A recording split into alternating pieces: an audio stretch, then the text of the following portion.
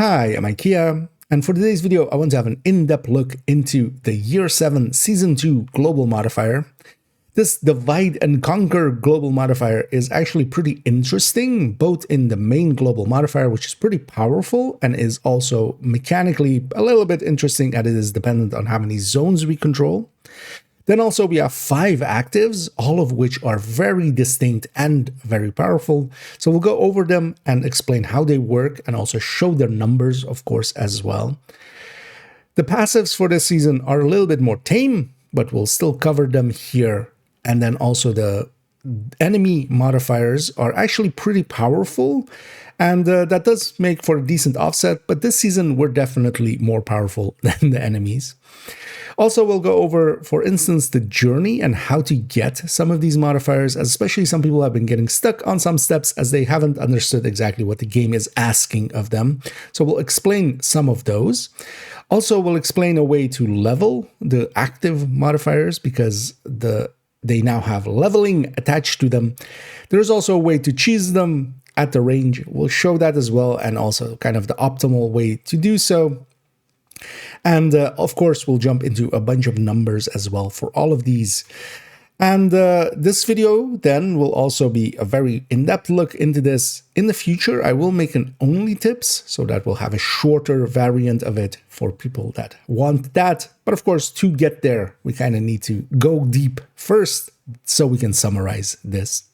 But yeah, let's go get started. And let's start by explaining the global modifier and its controls. It is, of course, all controlled through this Isaac brick in our inventory next to our specialization weapon. When we go in here, these are the controls for the global modifier, where we can activate and deactivate it in this corner here. If there's a global event currently available, you can only have a global modifier or a global event at a time. So if you activate one, it deactivates the other. But for the rest of it, you can activate it whenever outside of combat. Same for deactivating it. The main global modifier is Divide and Conquer, and this is giving us a rate of fire and a damage bonus dependent on how many zones we control. So we gain a rate of fire bonus for each contested name zone on the current map up to 30% rate of fire, and gain a rate of fire and a weapon damage bonus for each named zone under complete SHD control up to plus 30% rate of fire and plus 30 weapon damage. The rate of fire is just rate of fire. The weapon damage is just all weapon damage, so it is the same as red cores and such. It is adding to that stat pool. Contested zones are any zones that we control at least one control point in, so just capturing a control point in a zone that has multiple, that's contested. If we capture everything of a zone, then it is SHD control. So here we are in New York. I have all zones captured here. And because of that, we have the full bonus. And the full bonus is 30% rate of fire, as it states, and 30% all weapon damage bonus. Combined, that is actually a pretty big bonus, especially for red builds and such. The all weapon damage bonus, of course, on red builds isn't that big, but the rate of fire, even on a full, because on a striker, is still pretty hefty, as we'll see in the numbers in a bit. Then, for instance, it is actually handy to keep a New York or Brooklyn completely green. I usually already do that for the priority objectives. I can come to New York, and because it is green, I can go into this map and find if I need some hostage rescues or supply drops. On a green map, they happen a lot more often, and because of that, I have this basically on all my characters fully green. All of these settings as well are per character as well, for the global modifier being turned on or off, and then also have which actives and passives you have equipped. So do keep that in mind. But especially as well, keeping in New York green is actually a handy tip for the season. Also because you can, when you go to Summit or Countdown, which of course don't have their own zones, it will snapshot basically wherever you came from. So if I go from DC, where on this character I would basically just reset, I would get the bonuses from that. If I go from New York, I'll get these bonuses instead. So if I matchmake for a countdown from here, I'll be much better off because I'll have these bonuses instead of if I do it in my DC map on this character, where it's basically a much smaller bonus. Same for Summit as well. So it is actually kind of handy this way to kind of have a New York green, and then especially New York, because New York also has access to Summit where Brooklyn doesn't. So capturing these 8 control points, keeping them green, actually somewhat a way to go. Let's go back to DC here and show that when we don't have the full map green, or none at all, as I actually on this character just recently reset it, we still get actually a little bit of a bonus, as the game or the devs basically throw us a bone, as it will always count a few control points or a few zones as contested. So in New York, I've noticed that it's always counting 2 control points as contested. In DC here, it will also count 3 control points as contested. Because of that, we always have a little bit of a bonus. And that's kind of handy because, of course, the hostile modifiers are always on as well. So it's kind of handy to have a little bit of a bonus. And here, actually, yeah, if we go to the map, we see actually that I'm not contesting actually any of the zones. Everything is captured, as we see here, or everything is enemy controlled. Nothing is captured by me. So yeah, it always throws you a little bit of a bone. To have a little bit of bonus anyway. Now, of course, the whole retaliation system also kind of plays into this, as we're capturing and losing zones as we go along. It is kind of handy to keep a little bit of contesting going on with some of these zones, and having at least a rate of fire bonus there a little bit. And this is also based on the leader of the group, so or whoever world we're on. So if you're, for instance, playing in a coordinated team, it might behoove you guys to go like, okay, who has a pretty green world? Okay, let's go with you. We'll all join on you because you have a green world, and have a pretty big bonus here. So it is actually kind of handy that way. And for instance, in my case as well, on the character that I quite often use for bounty cheesing, for instance, I'll go around and capture a lot of the control points, so that just on that world, because we will need to be on that world if you're bounty cheesing for Downtown East, or Downtown West, I should say. Yeah, it's handy if they have a pretty big bonus. It is basically whoever session you're in, the current world map that you're on. And yeah, it is actually a pretty hefty bonus. 30% rate of fire is pretty big. The 30% weapon damage bonus, not as big, but it is, basically another grading on top. If you're 30 grading and 30 from this, that's 60 weapon damage on top of a build. And that can be actually still pretty powerful. Let's actually quickly discuss the journey, and then also how we get the actives and passives before we start discussing them. Let's head into the journey, as that's where we'll unlock a bunch of the passives and actives. So the journey is in the season menu. It's in this second tab. Now, 1 and 2 will be unlocked at the start. You will need to complete 2 to gain access to 3 all the way to 8. 3 to 7 are actually the ones that contain for each of the actives. Basically, they're kind of tied to each of the actives. And 8 is kind of basically a check-all for completing all of the other journeys here. Now, getting 1 and 2, especially completing 2, can be done pretty quickly. Towards the end of the video, I'll have a segment actually giving a bunch of tips for specifically completing this journey. Completing some of the journey steps, as there is actually some things you can get snagged on, but we'll have some tips towards the end of this video. Completing number 2 will get you, and claiming the rewards will get you all of the actives all together, all 5 of them. And then in the journeys here, we have on the first 5 and 2, we have under each of these, there is a passive. So you unlock the general passives here. And then the faction passives are each under the first challenge of the journey 3, 4, 5, 6, 7. And completing just this challenge gets us that passive. So it is actually pretty quick to unlock the actives, as basically this step you can do in a few hours time at most, and especially with some tips later on in the video, a little bit faster. And then you just, to complete the set, you just need the first challenge in each of these further ones, and none of those are also per se hard, especially if you are focusing for them and going for the right factions and such. Every time you unlock one of these, yeah, you can then equip them from that same menu. And let's go actually start looking at some of these actives. And once we have Journey 2 completed and claimed will get access to the active modifiers. So that is Advanced Materiel, Sanitation, Zealot, Spiced Up, and Say Cheese. Each of these kind of works pretty differently from each other. Each of these has different bonuses. And they all get activated, though, in the same way, which is that you press the button that they're on. On PC, that is T by default. On console, it's one of the D-pad buttons. They changed it a few times. I don't remember which one exactly. But once you activate it, it will, if it's not on cooldown, because each of these has a cooldown, it will activate and you'll get the bonuses and the traits that it provides.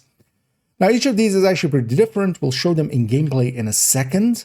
But just to give the gist of each one, Advanced Materiel is especially tied to signature weapon and skill tiers. Each of these as well has an effect tied to them that unlocks at either level 5 or level 3 once you reach that, as there's a whole leveling system. We'll go into the leveling system and give some tips as well to that, and also explain how it works in a segment following this. But for now, for instance, for this one, the effect is also that we gain, for instance, specialization skills are overcharged for the duration of the modifier, and each of these has a separate one. We'll go one by one in a minute as well. But to give the gist of each, this is especially skill tiers and specialization weapons. The skill tiers by themselves can be, of course, very powerful. Sanitation has is tied to fire status effect, basically, and it can provide by itself, and once you ignite it, basically, in a radius, you'll set everything on fire in a small radius. And then as well, if you set enough things on fire, or if you set other things on fire by other means, for instance, let's say skills, then you get a stacking buff, basically, that, for instance, here at level 5, stacks up to 10 times of 7 damage stacks, 7% damage stacks. This one as well is a separate multiplier and is also effective, for instance, for fire eclipses, as, for instance, Zealot and Spiced Up. Those are just weapon damage increases. Zealot is a damage reduction plus a damage increase, and while Sanitation is basically you start at 0 and you stack it up, Zealot is the other way around. It starts at max stacks, has a high damage increase and reduction, and then starts falling away. At the end of it, it will do an explosion, basically being based on the outcast, as each of these as well is basically tied to one of the enemy factions. You will basically do a self-explosion. If you catch some enemies in that explosion, you will actually gain a decent amount of armor and health there. If you are actually completely outside of the range of any enemies, you'll be left at 1 health, at the health gate, basically. Spiced Up is a pretty hefty damage increase and removes your armor, but it keeps your health and makes your health a lot larger. Especially though, as well, even though we get a movement speed increase, we lose our ability as you cannot aim down sights or repair armor. So yeah, aim down sights, losing that is actually kind of clunky, as we'll have to hip fire. But this can still be mitigated in some ways, because even though we lose our armor, basically all of your armor is stripped, that doesn't strip us from, for instance, using a shield in a tech tank style. And then Say Cheese is very simple, as it is when you activate it, it will a second or two later, it will actually, in the same way that the Riker heavies do with their shield, it will basically do a radius blind. This is like a Banshee pulse, where Banshee would do disorient. This is doing blind. If you have your shield up, and especially using this with a shield, will increase its range and radius. But even without, it has a 30-meter range. With a shield, it's 40 meters, for instance, here with a larger radius. This also has a very fast cooldown. Both Spiced Up and Say Cheese have a pretty fast cooldown. Sanitation and Zealot have a little bit longer cooldown, and Advanced Materiel has the longest of them. Each of these as well has an effect, as we said, and especially that Advanced Materiel one, specialization skills being overcharged for the duration of the modifier, is very, very powerful. For some of these other ones, you do want to unlock them, and you will, of course, eventually. But for instance, for Spiced Up as well, we can use this as a healing, just general healing by itself. Some of the other ones, though, just have bonuses for their duration or their cooldown reduction. So, for instance, Say Cheese has a cooldown reduction on kill. Sanitation has that The duration can be extended with kills once you reach level 3. And the Zealot, the damage is increased for each stack that is consumed. So leveling these up is actually very important. Let's actually discuss how they level, as indeed as well, each of these has their own level that is per active, each of them. Here I've already leveled all of them to level 5, so I can't show the XP bar, but it is an XP bar of 1,000, and it is 1,000 per level, 1,000 XP. As we gain those XP from kills, and it needs to be personal kills, it isn't actually group shared kills, you will gain XP towards this, and also from the retaliation game mode. And the way that the XP works is for each control point captured in the retaliation game mode, you'll gain towards a specific one, and it's tied per faction. So if we're doing Outcast, we'll get XP towards Zealot. If we have it equipped, we also get kill XP. The kill XP is basically based on the veterancy of the enemy. If it is a red enemy, it'll give 1 XP towards it. If it's a purple, it'll give 2. If it's elite, it'll give 3. And named will give 4 XP per kill. Especially because it isn't group-wide shared, it is a little bit faster solo to level it, but overall it isn't too hard to level them up, as even without doing, for instance, a thing that I'll show in a little bit, I leveled up all of my actives on this character pretty quickly. I was running this character 1 and doing a lot of retaliations and just getting a bunch of kills, and I got them all leveled up to 5 pretty quick. It is per character, which is kind of annoying because, yeah, once I then swapped characters, I would feel kind of at a loss of just like, oh, we're losing a bunch of skill tiers and such. As I also, made a graphic just to keep track of some of these and at their different levels, also, for instance, for use for this video. I'll link to this as well in the description. This shows each of these, and then also their bonuses all the way from level 1 to level 5. And what we can also see is that, for instance, in the skill tiers for advanced material, it starts at 2. For each level that we go up, we gain 1 more skill tier. And especially, having at level 1, having 2 skill tiers, or at level 5, having 6. That's a pretty big difference. Same for Zealot, with how many stacks it has and how much damage reduction and damage we get from it. All of those are very much, it's important to level these up, especially as well with the effects that we unlock. Leveling these up, can go pretty quick. There is also a cheese that we can kind of do, and just to show that off, and especially give a few tips for it, as I've seen some people do the cheese, but not do it really in a well way. One of the things we can do is here at the range, we can actually set our difficulty. So even though I'm set to heroic on my world, we can come here and set the range itself to normal, just reducing the health and armor of enemies. And it is the XP that I explained is always that. It isn't dependent on difficulty in the same way that kill XP isn't actually dependent on difficulty. It is the same on normal as it is on heroic. Then also set this one to very hard, taking any Oxy build, or any build that mortar or such could work as well, but Oxy is going to be the obvious way to go. I'm taking an Oxy and just Oxying these enemies. While these don't give normal XP, and they also don't work for any of the journey steps, they do give XP, as we see pop up over my head. Those +3s that we see, that's elites dying. And this can be a way to cheese it, and I have done so, especially now because it isn't account wide. I've done so for some of my characters just because I want to use them. And it's kind of tedious to, leveling it once, I'm perfectly fine with, twice maybe, but I have 4 characters. So eventually I did choose to come here and equip each of these one by one, and then farm these guys this way. There's actually even a little bit more cheaty ways that you can do this. If you want to go more in depth, I'm sure you can find your ways to finding out how Tinkerer and Lucky Shot can make this even faster.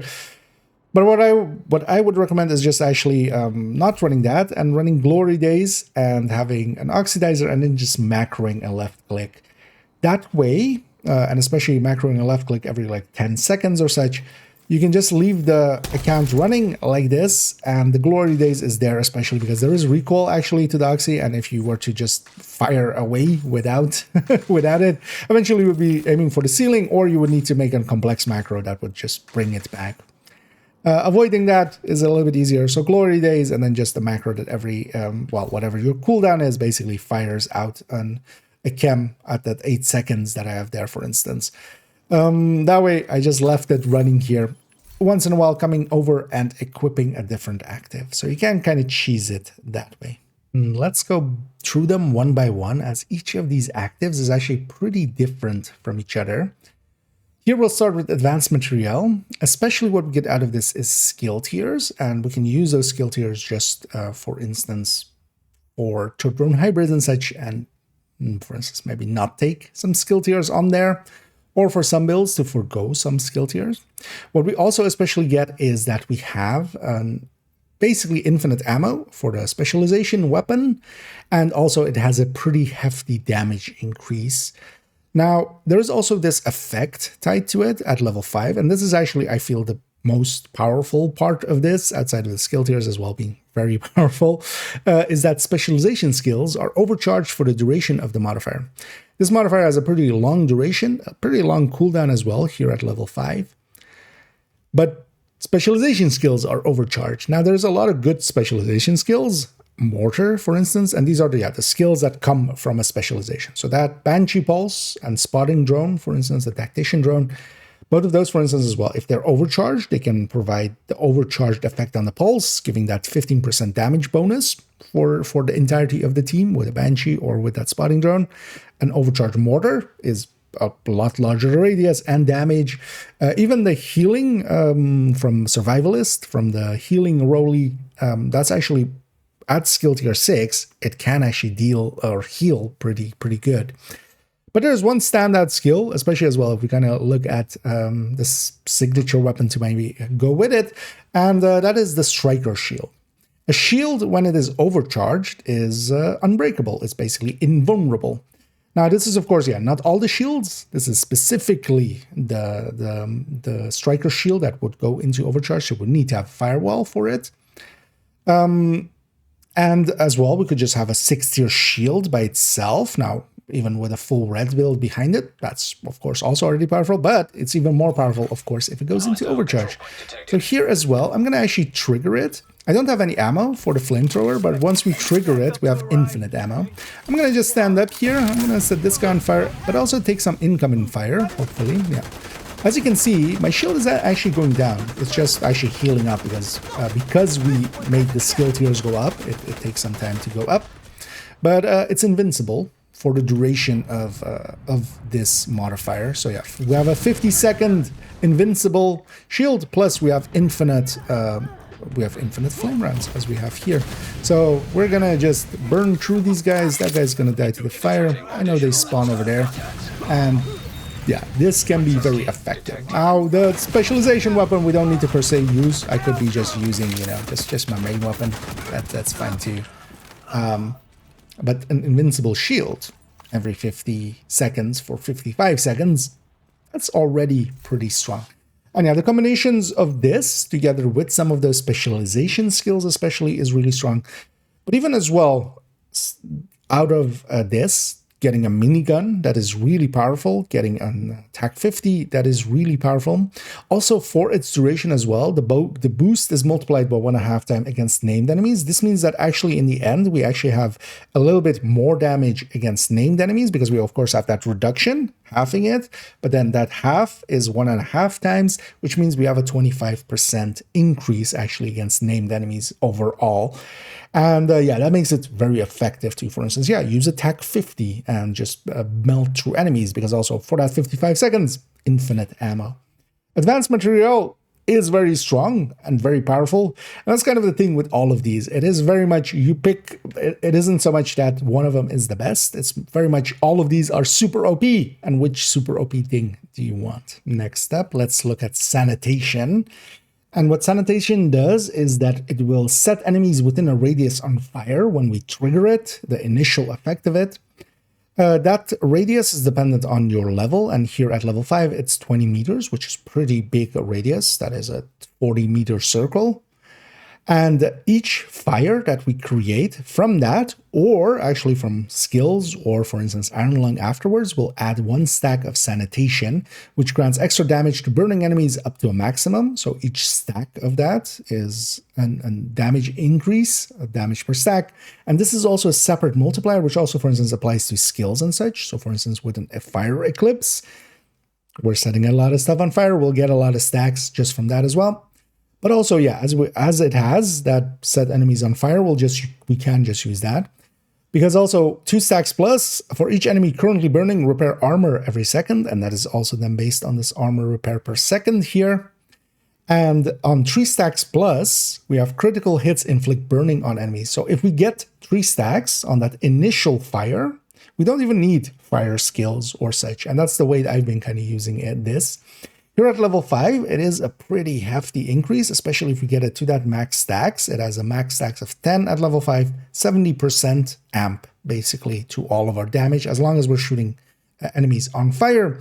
And of course, as well, one thing we could do, and I don't have that per se here, I'm just going to run a striker. We could have a weapon that has ignited, for instance, because we'll be setting a lot of enemies on fire. Here, I'm pretty close to a control point, and that initial ignite that we do when we trigger it. So what I'm going to use that for is I'm going to just get close enough so that in that initial one, I'll set plenty of enemies on fire. So we already got 4 stacks. That means that we are above the 3+. So any crit I do now also sets enemies on fire, gaining me even more stacks, of course. So basically, what we could run in here as well is Iron Lung if we wanted to, for instance, keep our distance and do this from a distance. We could run Iron Lung. Here as well, we're fighting Outcast, incidentally, and we could hit their pouches. But I'm already at a bunch of stacks. Here as well, for the duration of it, if we are setting enemies on fire, as you can see, my armor was halfway down, and now it's all the way back up. And we've reached 10 stacks at this point. Also, every kill that we make, once we have level 3 onwards, if I'm correct, which is the effect of it, is that at 5+ stacks, that adds basically on top of this, each kill on a burning enemy adds 3 seconds to the duration, which means actually that we can get this duration going for quite a while. Quite often, I can use it on the assault, and then actually, yeah, here we're not going to do the defense as well, but if I trigger the defense right away, or, just flare early, I can usually do the assault and the defense with 1 sanitation. This is the way then to kind of use sanitation, I feel. We could, yeah, for instance, have an Iron Lung, and then together with that, a Sadist LMG here, for instance, would be a way to go. Or ignited and LMG as the way to go. And yeah, that can be very powerful because once we have 3 or more stacks, and if, for instance, in that initial one, or we don't want to close the distance to get that going. But the thing is as well, we can close the distance because, for instance, with a public execution and kind of run into the middle of them, everything's going to be on fire if I do it right. So as long as it's off cooldown, we can just run into the middle of a pack, get that initial going. And once we have 3 or more stacks, then the critical hits will start burning enemies anyway. But Iron Lung can be used for a long range one. And then, for instance, combining that with an ignited weapon, that's pretty strong, especially as well, of course. Pyromaniac is an option there. And this has basically a very strong component of a crowd control, a very strong CC.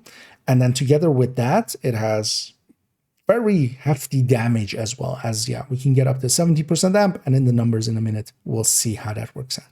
Next, let's go to Zealot, which is actually kind of inverse of Sanitation in how it works, where in Sanitation, we start on 0 stacks and we have to build up those stacks. And especially in the initial one, we want to kind of get a few stacks going. Zealot starts at max stacks and then loses stacks as it goes. So on activation, we gain 20 stacks of Zealot. This is dependent on how leveled up we are. On lower levels, it's 15, I'm pretty certain.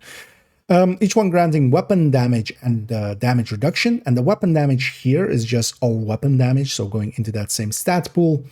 Because of that, this one per stack isn't as powerful as Sanitation, for instance.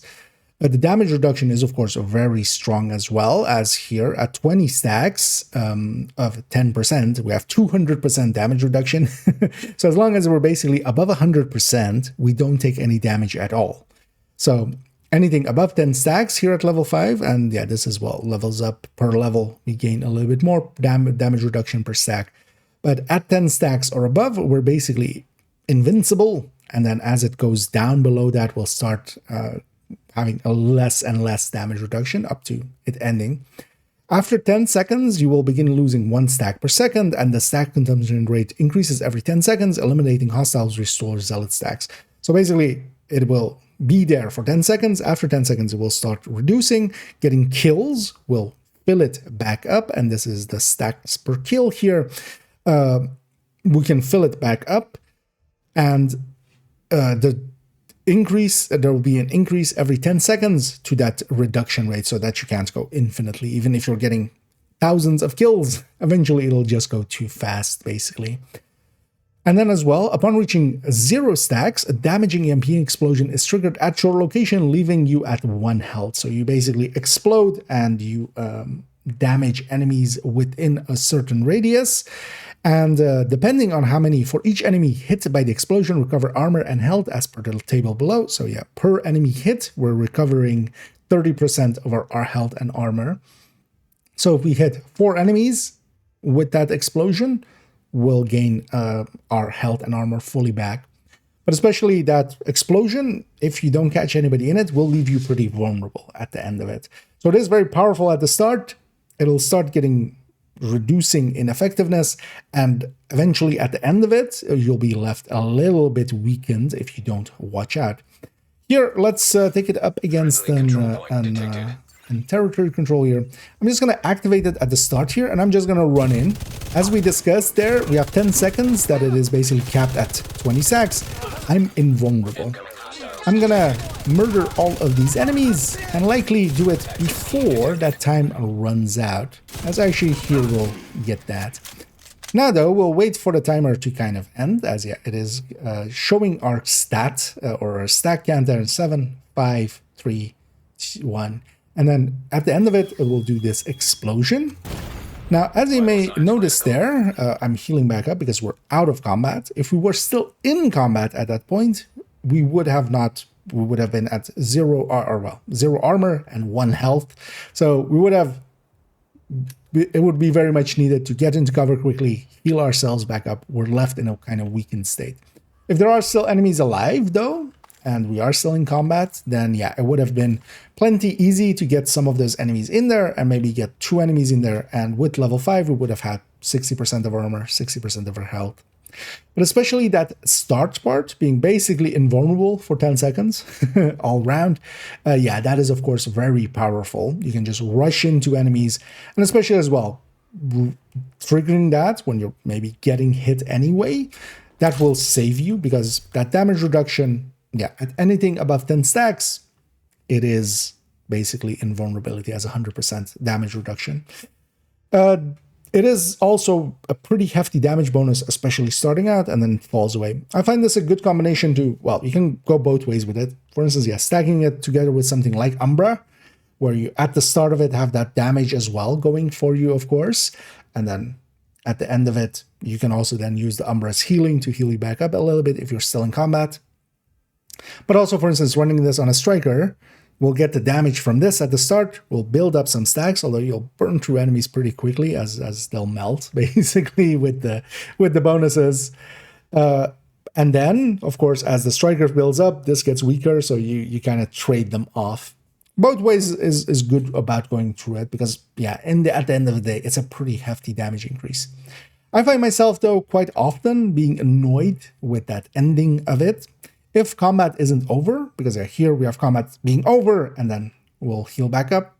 This season as well, we have no regen as one of the modifiers that can be on, and then also out of combat, we don't heal up. So you have to watch out for that explosion at the end. But before that, you have a lot of bonuses. Then also, yeah, as its effect, it is a little bit of a weaker one as compared to some of the others, but it's still there. And then, yeah, for each stack consumed, so it will be 20 here when we reach the end of it. So we'll have a plus 40% to our explosion damage. And that explosion damage can actually kill those last enemies quite consistently. I've noticed that, especially if there's just a few purples and such around, they'll all die to this.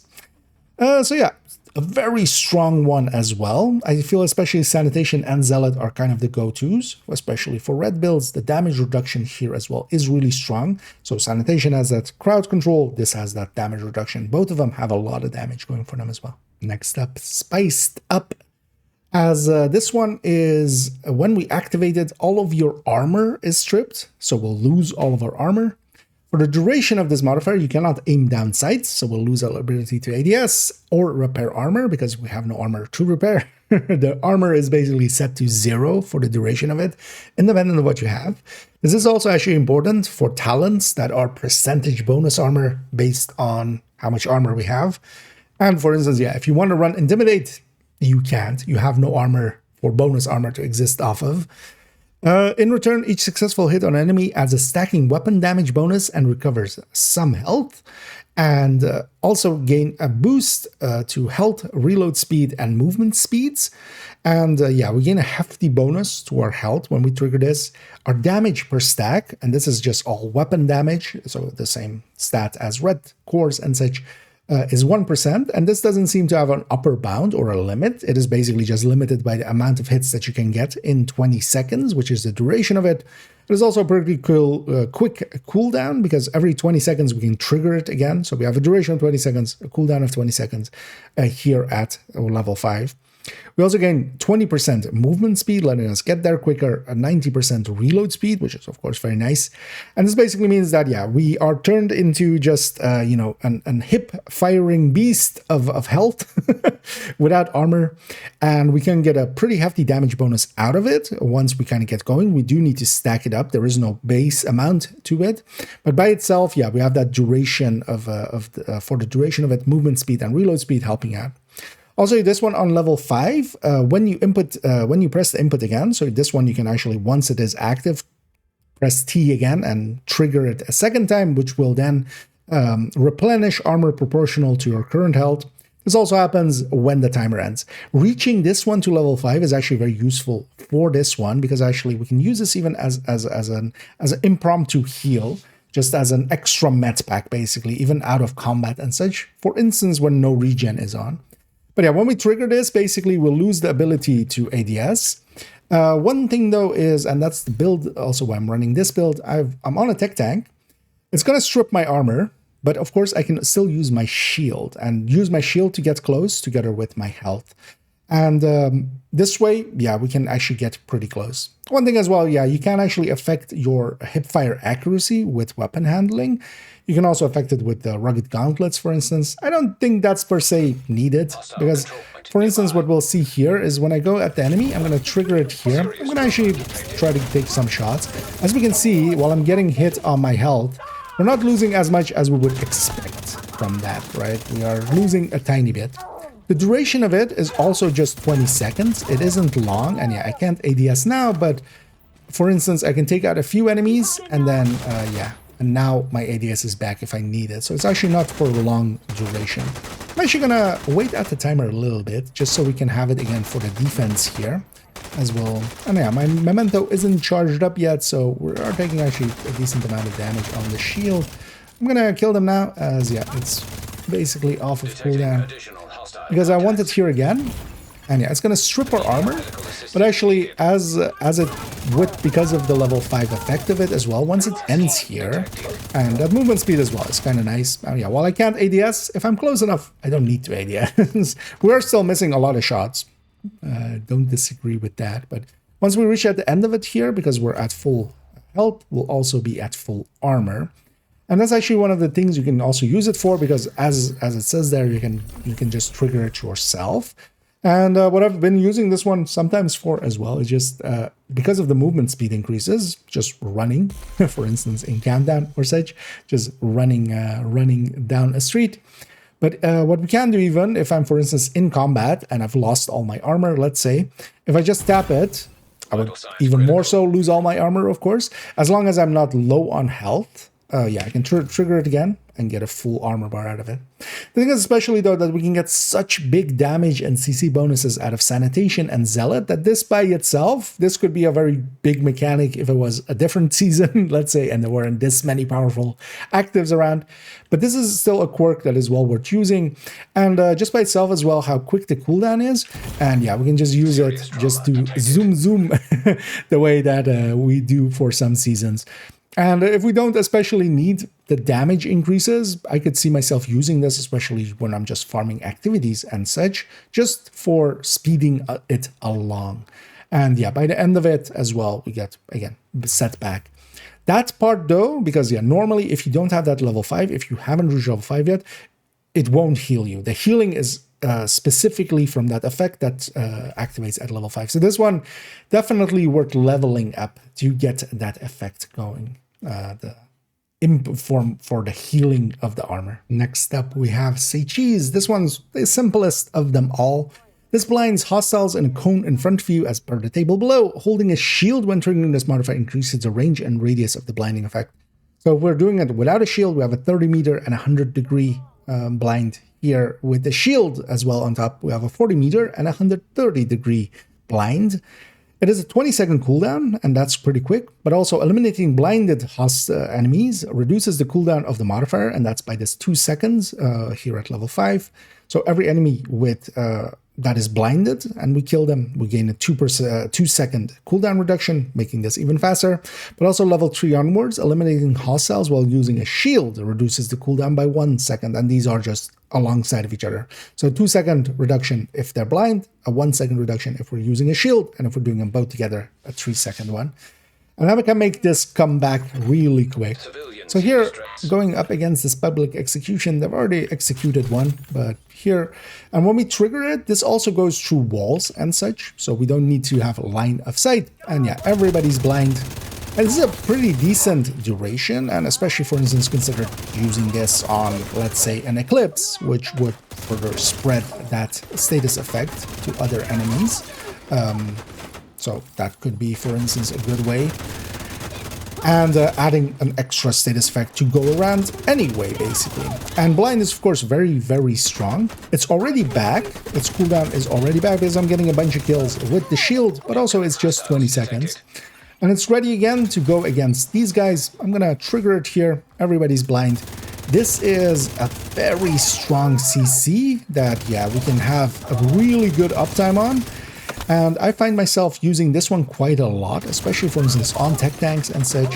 While the other things have pretty big damage, this being able to just blind at will. This also is very strong, for instance, in Countdown, where it will cool down before you even reach the first hunters. It is not a skill, so even if we are disrupted, that doesn't matter for it. We can still blind the hunter. We won't have a shield up, for instance, but we'll still have a 30-meter range for it. So it's very easy, for instance, to use it up against those enemies. It is a very simple one, but a very effective one. By itself, in any other season, this would be a top-tier pick. Here, competing against especially Sanitation, for instance, which also has a CC component to it, but then it has a damage component for it as well. Here, we could, of course, pair this, for instance, with Eyeless, but I don't feel that works out as well as it does with Sanitation and Ignited.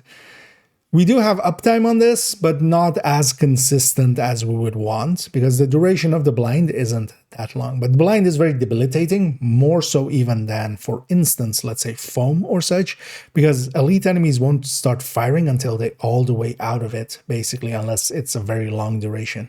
So it disables the enemies for quite a long time. And especially with the cooldown reductions on kill and on blinded enemies and such on top, yeah, this can go pretty fast to get it back again. And let's move it to the passives here. Now, the passives are split up into 2 sections. We unlock them all, of course, through the journeys, as we saw there.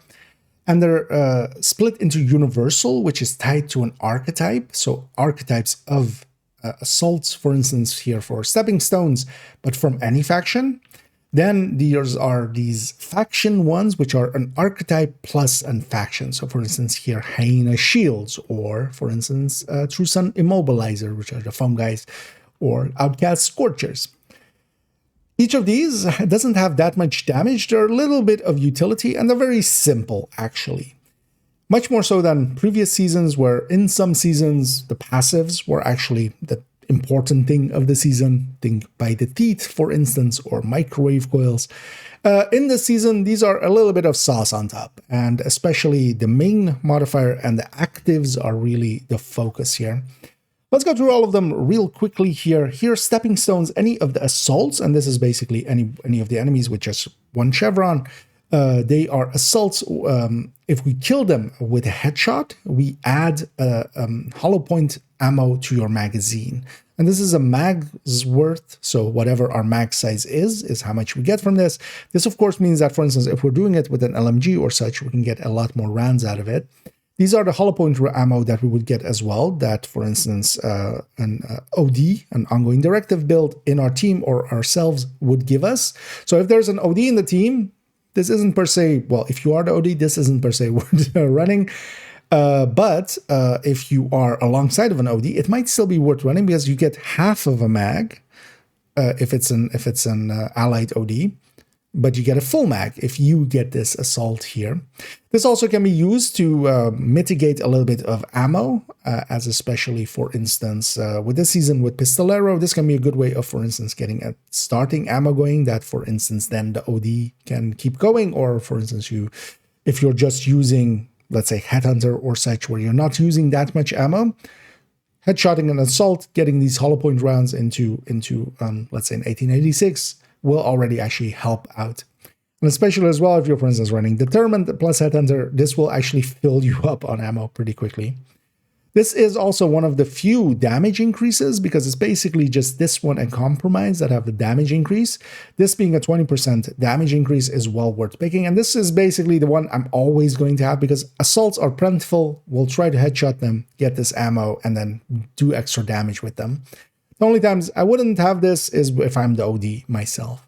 Keep out is shooting a rusher, so any of the rushers from any of the factions from within 10 meters, staggers them, basically staggering them, making them easy to kind of deal with, because it will, especially an outcast rusher is coming towards you, you can stagger them with this and then have a few more seconds to deal with them.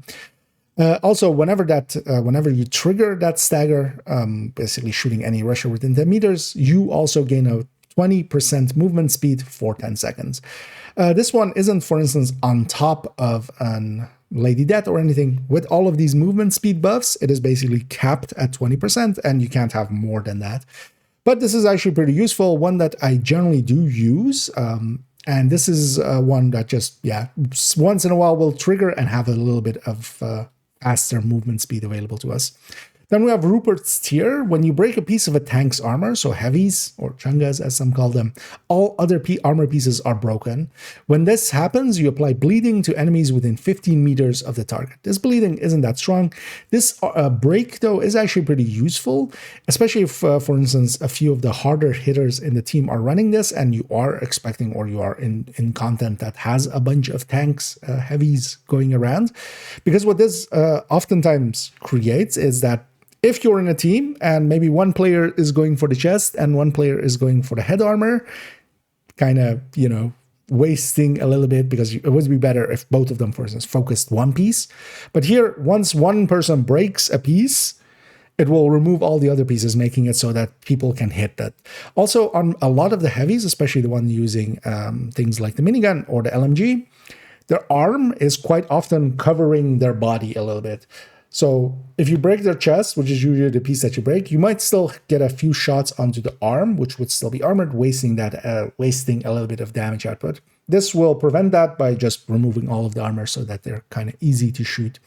Also as well, if there's headhunters in the team, for instance, you can just focus on the bigger chunks like the body, breaking that, and that will break their helmets so that the headhunters can do their part.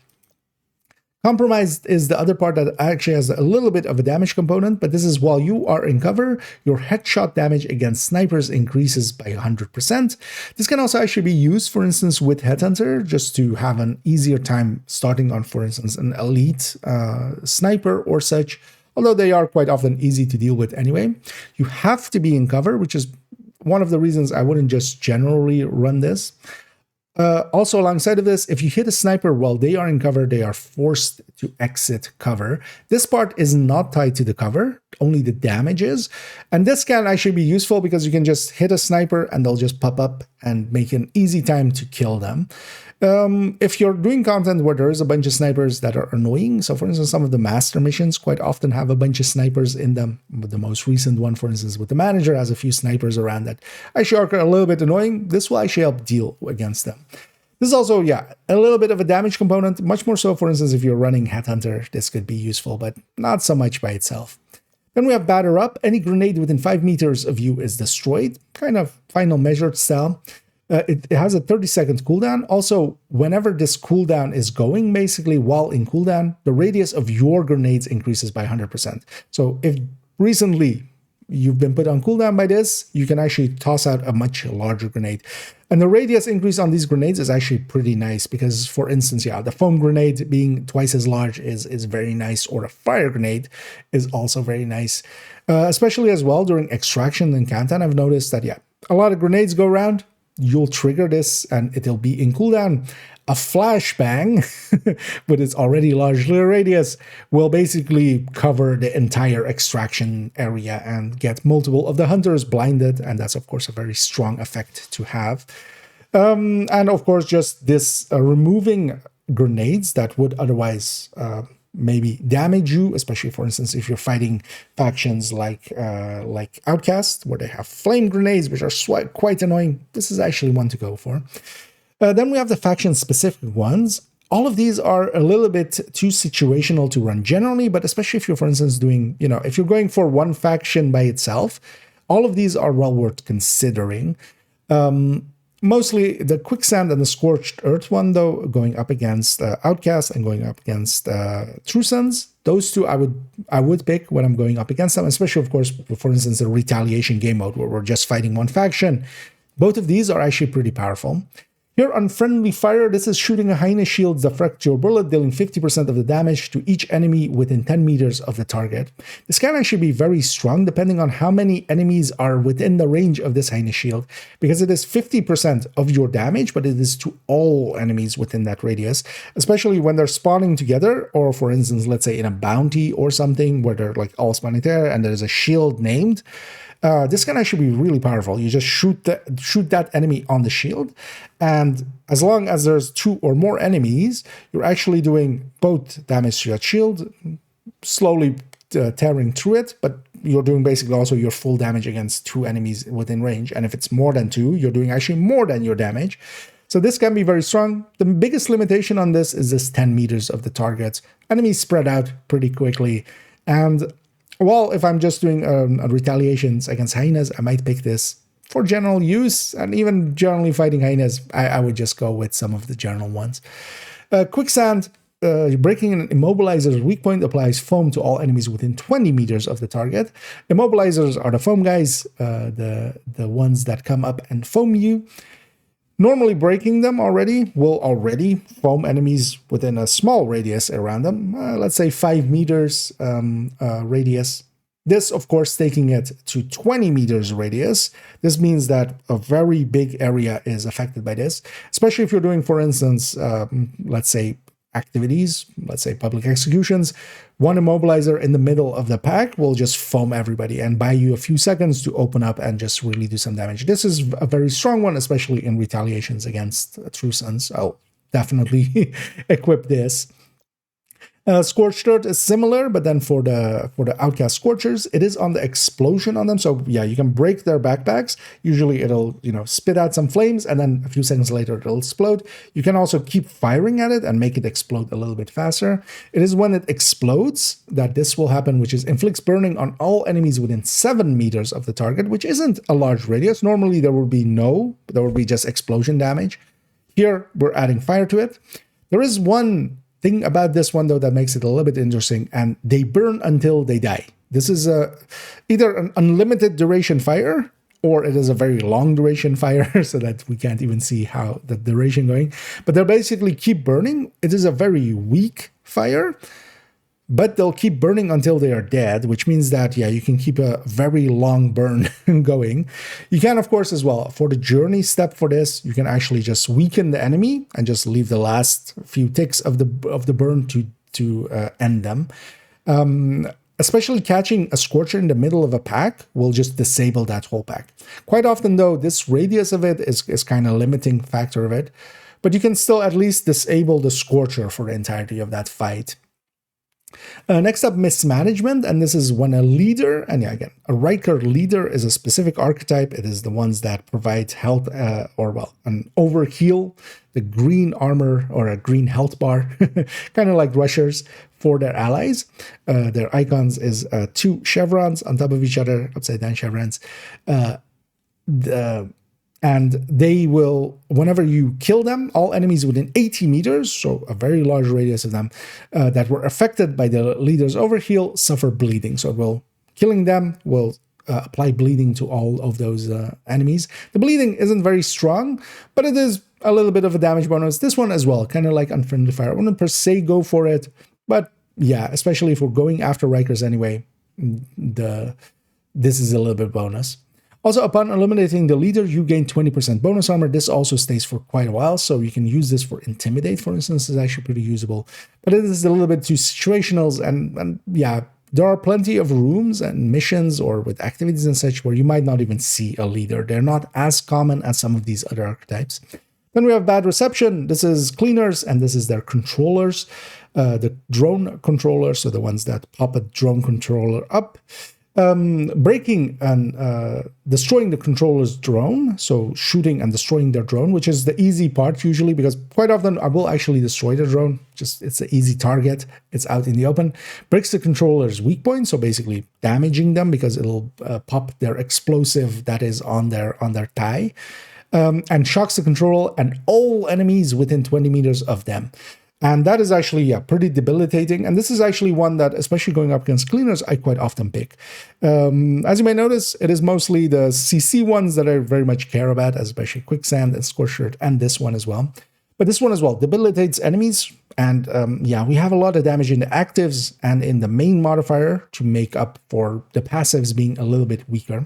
Overall, I basically always have Stepping Stone and Batter Up equipped. Both of those I find the value to be very much there. Then for me it is either I take Keep Out for the rusher and the movement speed increase of this. Also, this makes it quite a lot easier to deal with rushers. If I'm giving up a one, I'm likely giving up Keep Out, keeping Stepping Stone and Batter Up, and then going with one of the faction-specific one, depending on which faction I'm fighting. And especially Quicksand, Scorched Earth, or Bad Receptions are definitely ones I will pick if I'm fighting specifically those factions or we're doing a specific mission. It is still kind of annoying to sometimes go into here and kind of change stuff up, but also it isn't too hard overall because, yeah, it is pretty quick. You just come in here, double click, and get at. One of the things on PC as well, you can double click to get in here because otherwise, yeah, it is a long press of the spacebar, which is actually a little bit clunky. On console, though, you have no way around it. But yeah, all of the passives, there's still value to them, but they're not the strongest things. Lastly, let's go into the hostile modifiers. We can go there with this toggle here. We can hold Z as a button, but we can also just click it here. The hostile modifiers are the modifiers upon the enemy. Each of these has an icon in gameplay. There is basically a red one, a yellow one, and a purple one, as I'll mostly refer to them. And especially the red is the big one that we'll have to deal with for this season. This is after taking no damage for 5 seconds. The affected enemy gains 10% movement speed and 15% rate of fire boost that increase over time, up to 20% movement speed and plus 30% rate of fire. And 30% rate of fire means basically a 30% damage increase for the enemy side. They will basically have an icon above their head. It will start filling up with a red in the outlines of it as over time for this 5 seconds. If they reach the full one, they have a 30% damage increase. That can actually, especially if multiple enemies have this, and it's also not, they don't start charging it up when they're in combat. They basically start charging it up when they spawn in. So if you have a territory control or control point, by the time you reach close enough to basically engage the enemy, all of these enemies will be charged up to full. And it is a hefty damage increase. Also, the movement speed, it makes them a little bit more annoying to deal with, as they'll, skedaddle around really quickly. But then also damaging the enemy removes the boost and restarts the timer. So every time they take damage, it basically resets them back, and then it'll start filling back up again.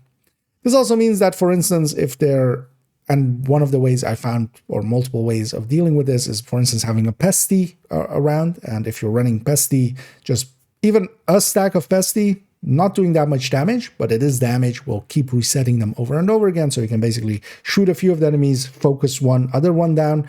In the meantime, at least, those enemies will not get charged up on the out of mind hostile modifier. Same, for instance, for Voltaic or Fire or such from an Eclipse. In a group setting, much more so, disabling this timer over and over again, and also kind of disabling the enemy. This damage increase is actually pretty noticeable while running around with, for instance, tech tanks, as I often do. I notice a lot that enemies are just tearing through us very quickly. This also makes it so that things that we would normally consider chip damage kind of feel much more like snipers, basically, where they kind of take you to your health gate very quickly. So it is one to watch out for, especially as well because there's another one that adds to damage, which is Wedge. This one, affected enemy applies a plus 5% outgoing damage boost to themselves and their allies within 10 meters. Each additional ally within 10 meters increases the boost up to a maximum of 30% outgoing damage. And yeah, this can add up pretty quick, especially with six enemies within range. Basically, it will be this 30%. They will basically provide the buff to themselves and their allies around them. Their allies around them could be having the out of mind hostile modifier, so it can provide damage bonuses to them as well, making them even stronger. And the two of them combined makes it so that, yeah, especially if the two of them are being combined in some form against you, they can tear through even tanky builds. So you have to watch out for that. This one, we just have to kill this enemy to remove that bonus from the field, basically, because, yeah, they're buffing themselves and their allies around them. It is not that big of a radius, and as we talked about, enemies spread out pretty quickly, so it isn't one that is per se that dangerous. I find the other one, the out of mind one, much more dangerous, but this one adds to the risk. Then lastly, we have Overwatch. This one is that affected enemies gain an overheal equal to 2 times their base health while they have a gadget deployed. And this will only be put on enemies that do have the ability to put down a gadget. They will have the icon above their head even before they deploy their gadget, and it's a purple one. And when they deploy their gadget, or if their gadget is already deployed, in the cases, for instance, for a mini tank controller, or for instance with the outcast ladies that have the lawnmower RC cars, their gadgets are always out, so they'll always have that bonus up. For the other ones, for instance, an engineer or something, they need to deploy their turret, so if you disable their or shoot the weak point for the turret and just disable their ability to do so, yeah, they can't do this. But yeah, when they do, they'll get this overheal, and this overheal is a decent chunk extra health that you have to go through. Basically, if you're dealing with, let's say, a red, and or let's say a purple maybe even, and they deploy their gadget, they're basically now, because normally a purple with on heroic scaling would be basically 3 million armor, 3 million health-ish, a little bit different numbers, but in that ballpark. This, because it's adding 2 times their base health, this is adding another 6 million to that. So that can actually, yeah, make quite a difference. But yeah, destroying the gadget removes the overheal. So we always have that option of destroying the turret, the RC car, the support station that they deployed, whatever it is, the mini tank. If we destroy that, we'll get the bonuses off of them. Then this is kind of similar to last season with the yellow. And quite often it is recommended to just go for that gadget. It will likely be less damage that you need to do unless this, unless the gadget is kind of off in the distance and you can't deal with it. All 3 of these are actually pretty hefty, and especially at out of mind, charging up, and in the opening salvos of, let's say, control points and such, you have to really watch out to not be too exposed to all of the enemies, because yeah, when all of them are doing 30% extra, you're at health gate instantly. And as well with that, yeah, tanky builds and such are actually at a little bit of a disadvantage this season, especially with how much damage increases we have, and also damage reductions that we have through some of the some of the, for instance, Zealot, or for instance, advanced material with shield that we saw. I feel this season is very much about having a lot of damage on our end and, yeah, kind of killing the enemy before they become an issue. I kind of feel this season is kind of like deep runs in the sand, where it turns into the enemy is basically one-shotting us and we're basically one-shotting the enemy. And it becomes much more about doing that, just making sure that you get the first shot out.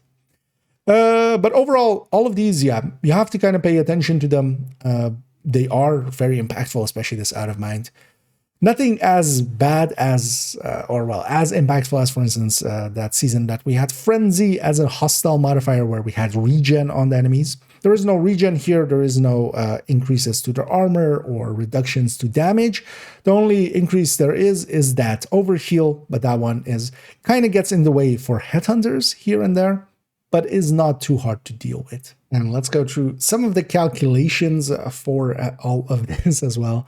Even though this is turning into a pretty long video, but with 5 active modifiers, all of which are pretty impactful, yeah, I kind of wanted to show each of them.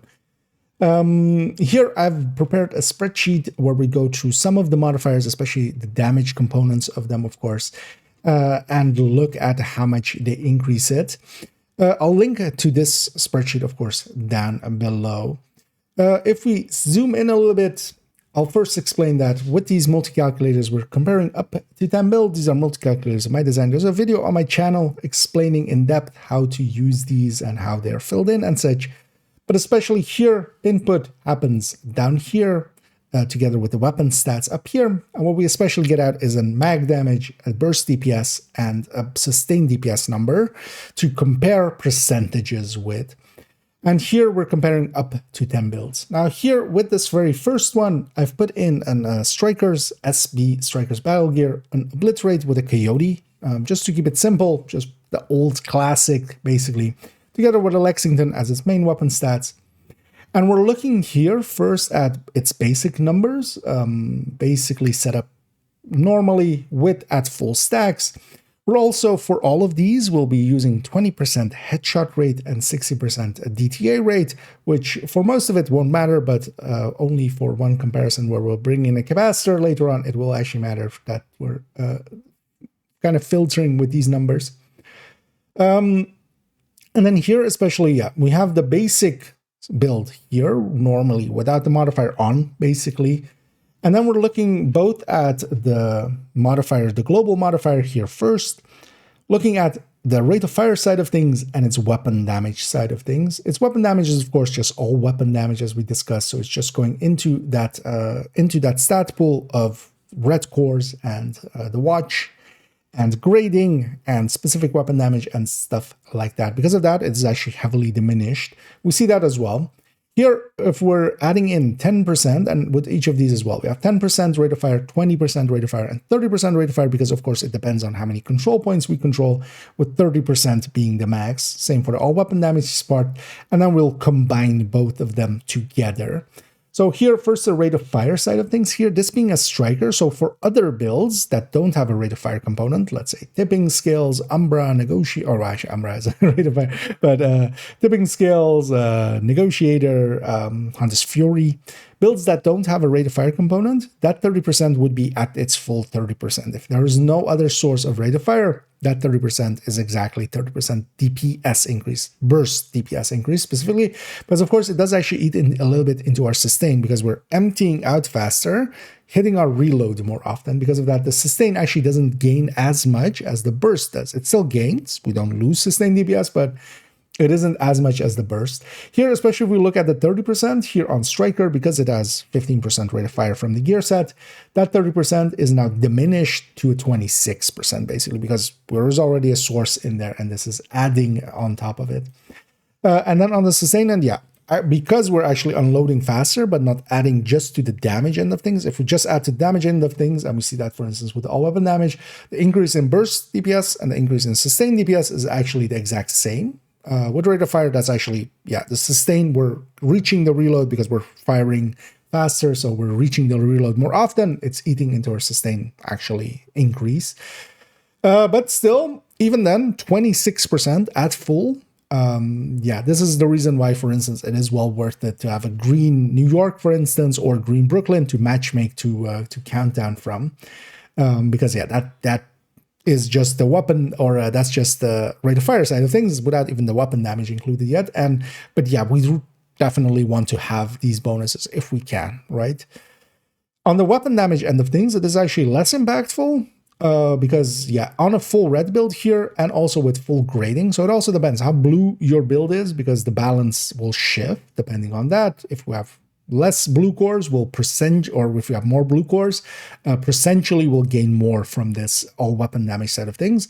But generally, it will always be less than the rate of fire side of things. And it's actually kind of nice that the rate of fire side of things is the bonus that they give us quicker, because that's just for contested zones. Because of that, it goes much quicker. That 30 weapon damage bonus basically here translates into a little bit over 11%, 11.5%. And that's, of course, yeah, we have already a full red build. We have also 30 grading in there as well. So we actually gain less than, for instance, normally just the 30 grading would add in, which would be in the 12%. That will affect, of course, both the burst and sustain equally. The thing is as well to kind of maybe look at is the 20% rate of fire and the 20% weapon damage. Both of those as well will be hefty increases. These will be both, of course, multiplying against each other as well. So actually, when we look at 30% rate of fire and 30% weapon damage, it is more than just adding these two numbers together because they're multiplying against each other. So we have this 26% and this 111% times each other for a 40% increase at grade, or at 30% global modifier. So if we have the full bonuses, we have a 40% increase to our burst damage, a 27% increase to our sustained DPS. That's a hefty increase. And that's just the global modifier by itself. Now, of course, yeah, we do need to have some zones captured. We can already pretty quickly get 20% rate of fire out of it. That already will increase our damage by 17% here, even if we don't have much into the weapon damages and such. But just capturing or contesting a few zones will already get you that 20% pretty easily. So overall, the global modifier by itself already is actually pretty damn strong. And yeah, this, again, a very good reason to kind of, if you're doing summits and countdowns, have a green Brooklyn, have a green New York to start from there so that you can have these bonuses in there. And yeah, trying to keep a green DC is a little bit harder overall. Yeah, let's move on to this second one, as we'll go into here looking again at some of the actives now. Now here we're actually excluding the effects of the rate of fire and weapon damage from the global modifier from these calculations, which normally you couldn't, because the global modifier would always be active and then the actives would be on top of that. So we're isolating them here. Later on, we'll actually combine them and see what the full damage increases is. But here, for instance, first looking at Zealot, Sanitation, and Spiced Up, all of which have a damage component to them. We are looking first at, again, just that Strikers, Obliterate, Coyote 15 to 25. That is our baseline. And then we're comparing against, for instance, here, Zealot at level 5, but then at 20 and 10 stacks at level 3, because, of course, at level 3, it has a different amount of damage increase per stacks. And even at level 1, it has a different amount of stacks that you start at. So here, especially looking kind of at level 5, because it's going to be easy enough to reach at level 5. When we trigger it, at the very start of it, we are at max stacks, and that is our damage. And that damage increase is, yeah, close to a 40% increase here, especially as well. It is weapon damage as the increase of it. That means that this is actually kind of the worst case for it, where we have a full red build with high grading. If we're using it more so on a, let's say, a build with a few more blue cores, yeah, that would shift this balance and make this even more than here. But here we're kind of looking, yeah, at it with a full red build. That's also the place I would kind of run it, because I kind of like it on Strikers or like on Umbra or such, where, yeah, we can use that damage reduction as well and just kind of plow through enemies. We don't need the tankiness because a lot of that will be provided by Zealot. Even at half stacks, it still is a 20% damage increase. And yeah, it is across the board, of course. It is very strong, and of course Zealot's damage reduction end of things is very strong. The big downside of Zealot, as we saw in the gameplay section a little bit, is that, yeah, at the end of it, we're left a little bit vulnerable for a little bit, especially if we don't catch any enemies into that explosion, and that can be actually annoying. Especially as well, if no regen, for instance, as a global directive is on, then yeah, you're not healing back up because you're just out of combat. Overall, though, Zealot is well worth using, and that upfront damage that it has, just triggering it, you have upfront damage, and you're invincible for a good 10 seconds at level 10. And even after that, if you keep getting kills, you'll keep extending it, because it extends in duration with kills. But if we look at Sanitation as well, actually, is one of the big points of it is its increase is actually a separate multiplier.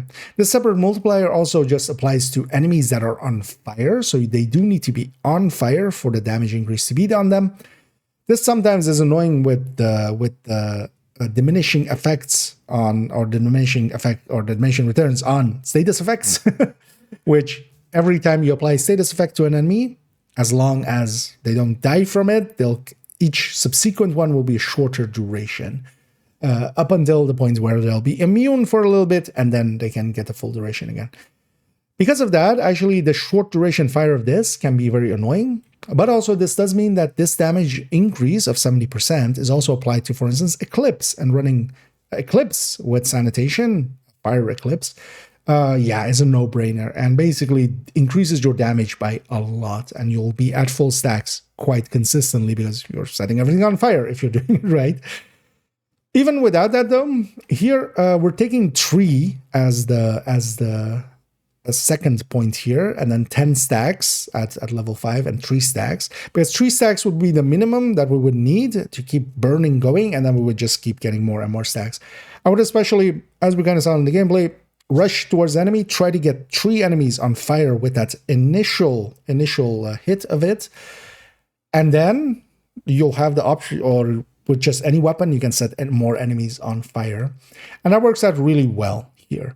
Especially once we reach 10 stacks, it's a 70% amp at level 5. And that is, here, of course, by itself, it'll be the biggest number out of everything, as we can already kind of look at Spiced Up down there. And of course, we already saw Zealot up here. At full stacks, Spiced Up or Sanitation is definitely the most powerful one here.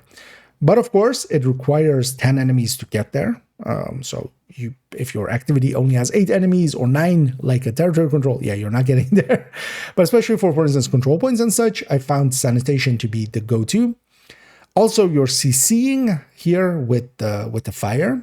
And that's kind of the thing here. Zealot is super overpowered with its damage is still decent. It starts with high damage and also has damage reduction.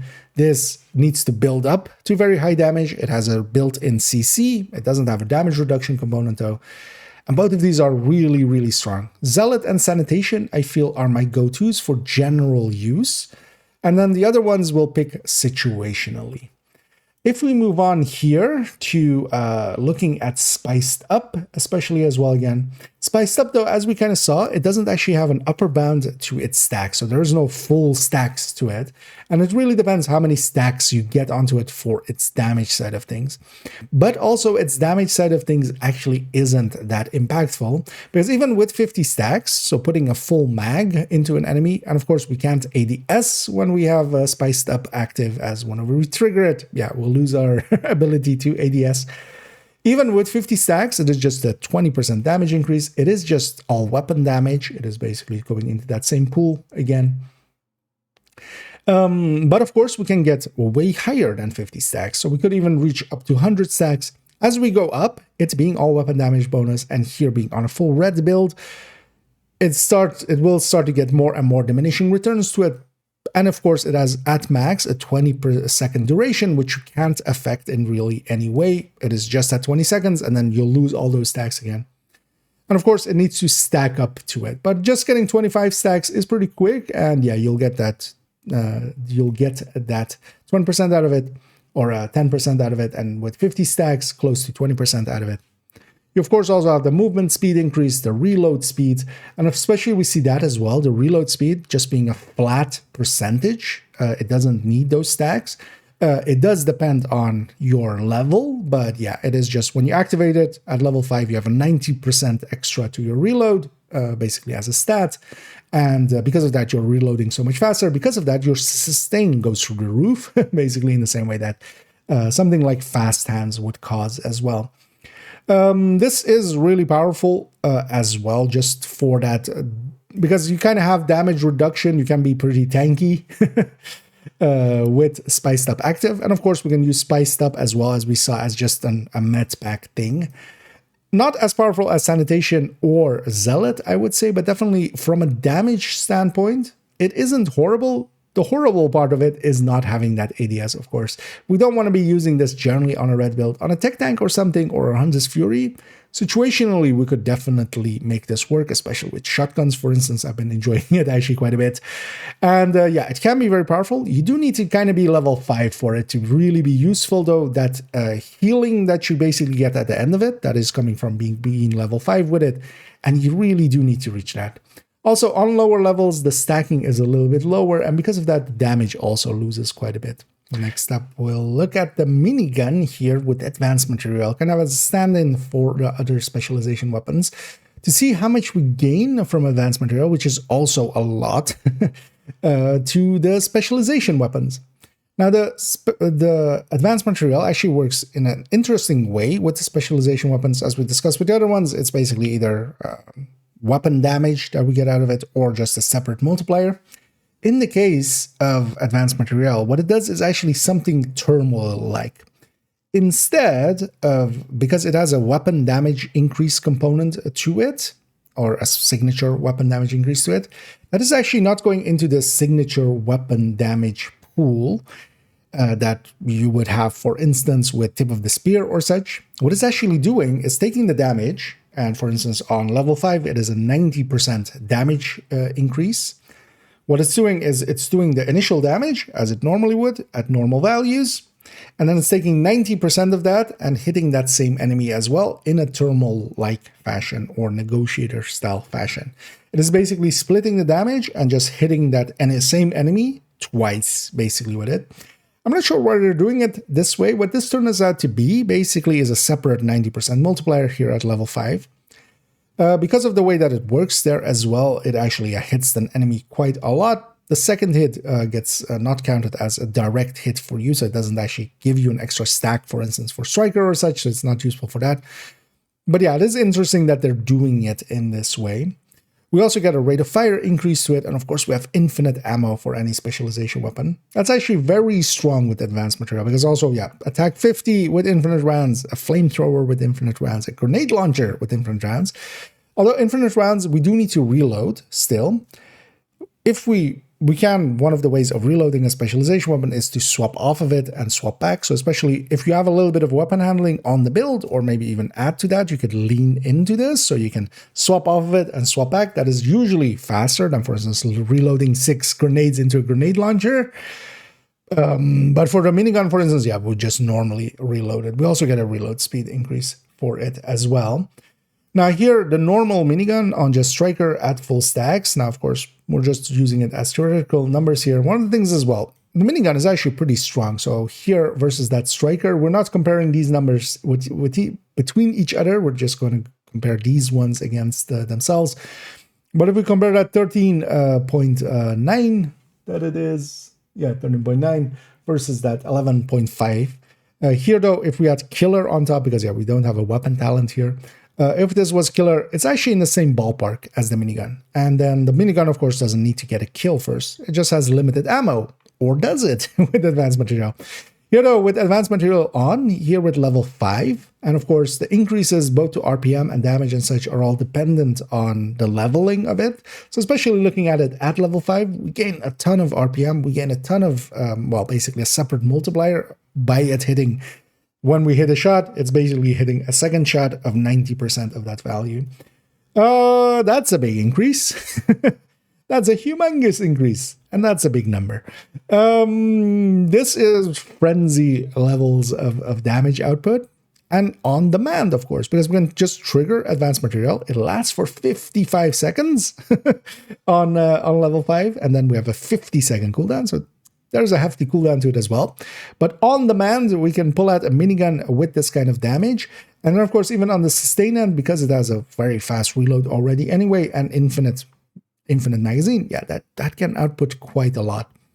And, of course, because of the Advanced Materiel also actually kind of negating a little bit the reduction to named enemies that normally weapons would have, or specialization weapons would have, you can even use this against names as well, because, yeah, basically, normally you would do half damage against names, but then now that half damage, we're doing 1.5 times of that.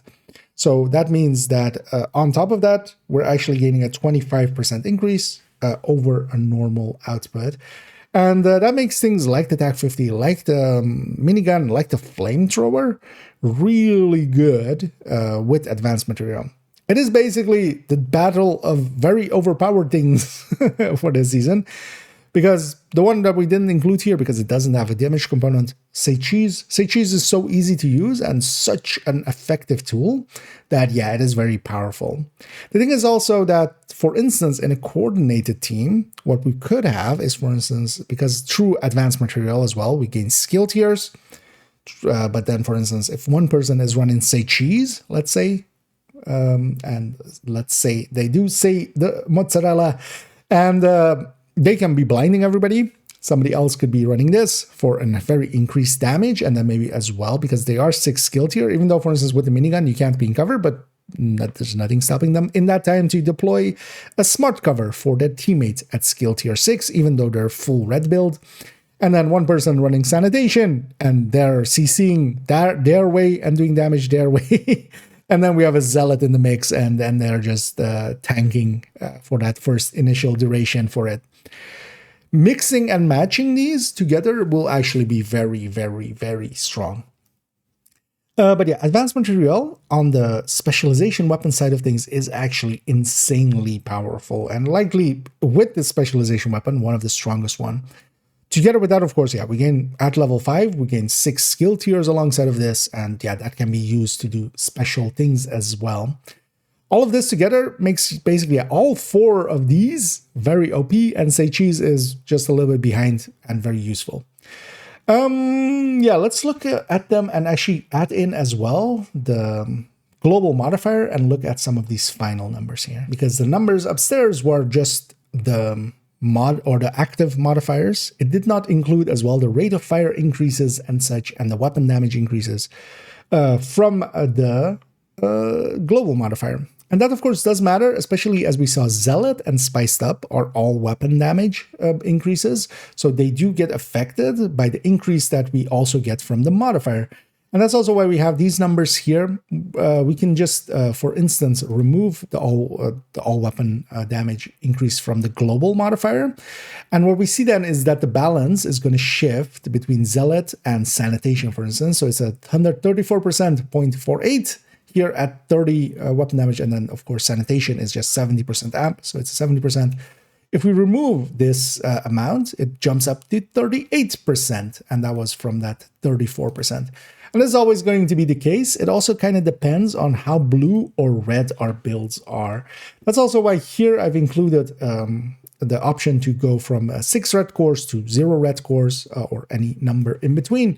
If we change this number from a 6, this being a full red build, and we take this to a 0, we see actually that the balance shifted quite a bit. So actually, if we go back to that 6, we see that, for instance, in the case of Zealot, it is a 34.48% increase. Now, of course, Sanitation always will stay that 70% here. When we take this down to 0, Zealot jumps up to 50% increase. So it kind of depends actually, yeah, quite a lot on which, how your build is kind of set up. Because, of course, yeah, Zealot, Spiced Up, both of those go into the weapon damage increases, whereas Sanitation is just a separate multiplier. That's also why I feel that Sanitation lines up a little bit better with full red builds, although, of course, it is also playstyle differences. These are completely different ways of using these. And while we're kind of comparing them here, you should watch out for that. And yeah, I want to really push that through that. Yeah, you can't while we're comparing them here on damage in this way, it is important to know how much damage they do. You can't directly go like, oh, this is 70%, this is 50%, so this is better. That's not how they work. Because also here, for instance, is kind of, if Zealot is kind of halfway, Sanitation is 3 stacks of it, and Spiced Up is half stacked in comparison to the 50 stacks that we kind of have here, even though it can go way higher. And you can actually reach into the 200 stacks and such with Zealot, or with Spiced Up once it is active. But here, just as in 2 numbers, I've picked 50 and 25. Sanitation, for instance, at its very start is actually below, for instance, Zealot at its max by a lot. But then even Zealot halfway is still a little bit ahead of it. Although actually this is because, let's take this back to 6 red cores. Actually, I realized there, because it should be behind it. And we see that here as well. So Sanitation really depends on how many stacks you're getting, and then also stacking it up. And especially if you kind of are not per se set up to do some fire and you don't get 3 at the start of it, 3 enemies set on fire, you can't kind of keep building on that. That's kind of annoying sometimes. Zealot, though, you can just, when you trigger it, you can have that 34% damage increase and then go from there. And then you start losing that damage increase. But overall, all of these are really, really, really strong. Especially here, for instance, at the end, just for my comparison's sake, here we have basically the same coyote that we have up there, but then we just remove the global modifier and also all of these from there. And we see that, we're here, for instance, into the 11 millions. Even with, for instance, Zealot at the very start of it, we're almost doubling that number. Because here, of course, this is the striker with also these global modifiers going into them. This one is without it. So versus basically having the modifiers off, we're close to double when we activate Zealot. We're over double when we have Sanitation all the way going. These are pretty big numbers. This is also kind of I don't like them being this OP. Overall, I kind of understand that people are enjoying them. Over time, though, I feel they will get boring just because of how overpowered they are. And I'm going to go with it, though, because it's for a season, but I hope actually for in the long run, because actually with the very first season modifiers, they were very much overpowered with by the teeth and such.